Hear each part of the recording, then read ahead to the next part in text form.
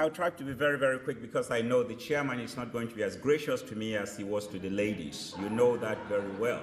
So I'll try very, very hard to move through this very quickly, and hopefully we can talk about what's the crisis. You've heard so many people define the crisis, and there are dimensions to it, as we heard also, the energy crisis, the food crisis, the climate crisis, the global relations crisis, and what I want to add as the spiritual and ethical crisis. I save that for some other time. But I see the crisis, if you will, crisis as in plural, as signs of the failure of orthodox economics and what I call environmental existentialism. And I'm sure those of you, my colleagues in academia, understand all these jargons. But what these mentalities have done, or what these problems have done, is they've created this common pool or free rider mentality where everybody wants to get something out. You want to jump into the pool, but you don't want to be responsible for maintaining the pool.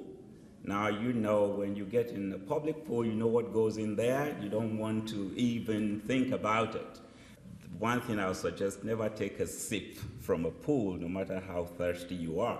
But seriously, there's this free rider mentality where we all want the best and we want the most from the system, yet we do not want to take the responsibility for maintaining the system. Now, what are the causes of the crisis? Again, some of my colleagues from economics and finance and accounting have given us, I believe, what is a more clinical explanation of the causes of the current financial crisis. I decided to look at these causes as a policy analyst from the standpoint of the four critical sectors or pillars of society. And what I'm saying essentially is that there is enough fault to go around.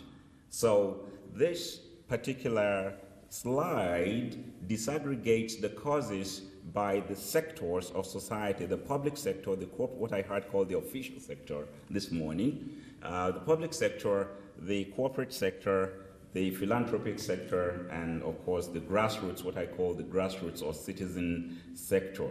Now, all these issues have been covered. We heard yesterday about bureaucratic or governmental malfeasance. We've heard about corporate greed.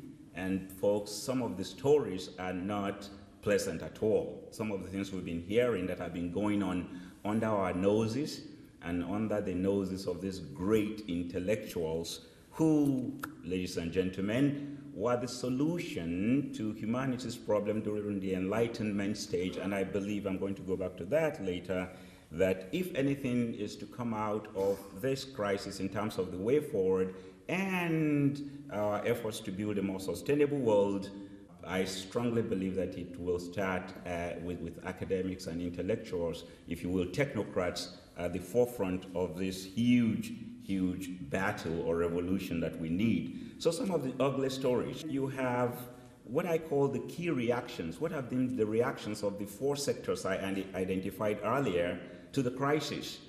And the public sector has been responding by, spending more money, running around, whooping everybody to shape, or trying to. And of course, you see in Abu Dhabi, for example, the government is prepared to spend $15 billion by next year. Actually, the budget, for those of you who have followed this, $1 trillion have been allocated by the Emirate of Abu Dhabi to spend on infrastructure in reacting to, or if you're responding to this crisis. At the same time, you have a place like Dubai and, of course, the other Emirates where projects are on hold. The government is responding to the crisis by putting some projects on hold. So you have this situation, this diabolical situation where on one hand the government is spending, on the other hand they're putting projects on hold.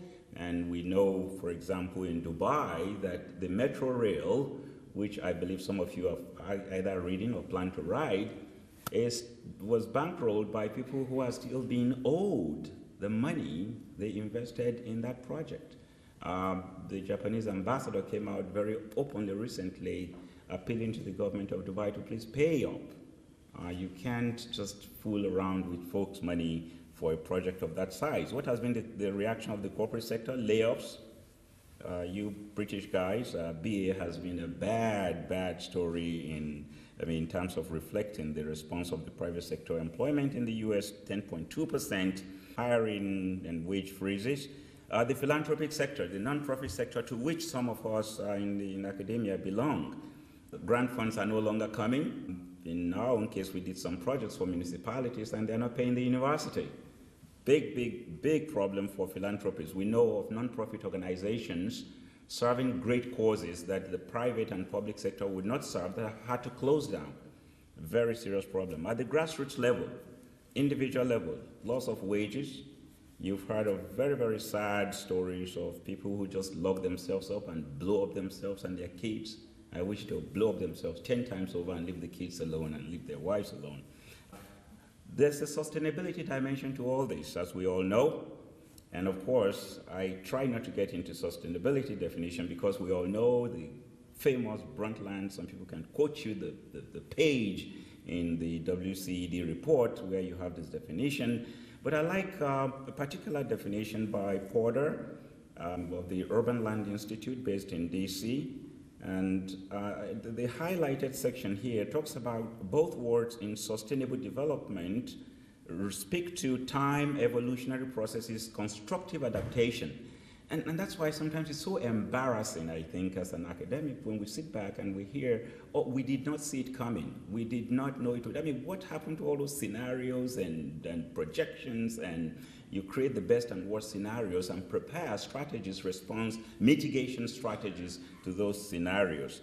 Then, of course, in this table, depicted what I consider to be the so-called, the classical 3E principles of sustainability: economy, environment, and social equity. In some of my work in the field, ladies and gentlemen, I've discovered that those three principles are necessary but not, sufficient for achieving sustainable development, no matter how you define it. Now, the way forward.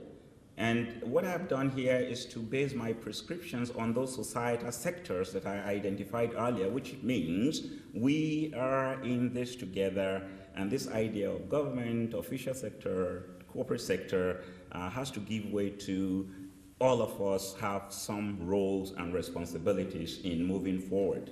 Again, Sachs stated that the global crisis is going to be around for a long time.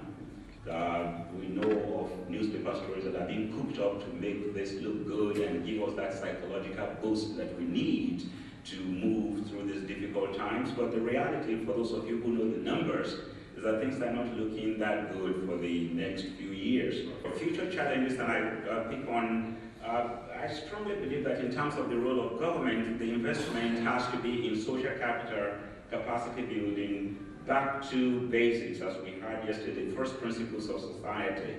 And Tutu, great guy, was in Dubai recently talking about the need for ethics and morality. Infrastructure for quality of life. I mean, you see a young innocent kid, thirsty enough to drink from this wonderful lake of life.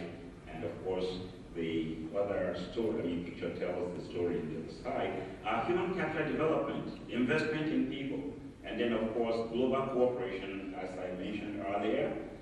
In the private sector, of course, we heard from the experts what needs to be done, creating and restructuring and all that good stuff. We need to keep it small and beautiful. Folks, for those of you who read Schumacher in those days, go back, get your students to read this book, for goodness sake. All right? And then, of course, in the philanthropic sector, which really relates to us as academics, we need to go back to the good old days when academics were not only into theorizing, but also out there in activism, hitting the ground, the grassroots, making a difference, building capacity, building partnerships, and I believe we will be doing better in terms of mitigating, minimizing, of course, preventing the impact of this financial crisis on sustainable development. Thank you very much. I appreciate your attention.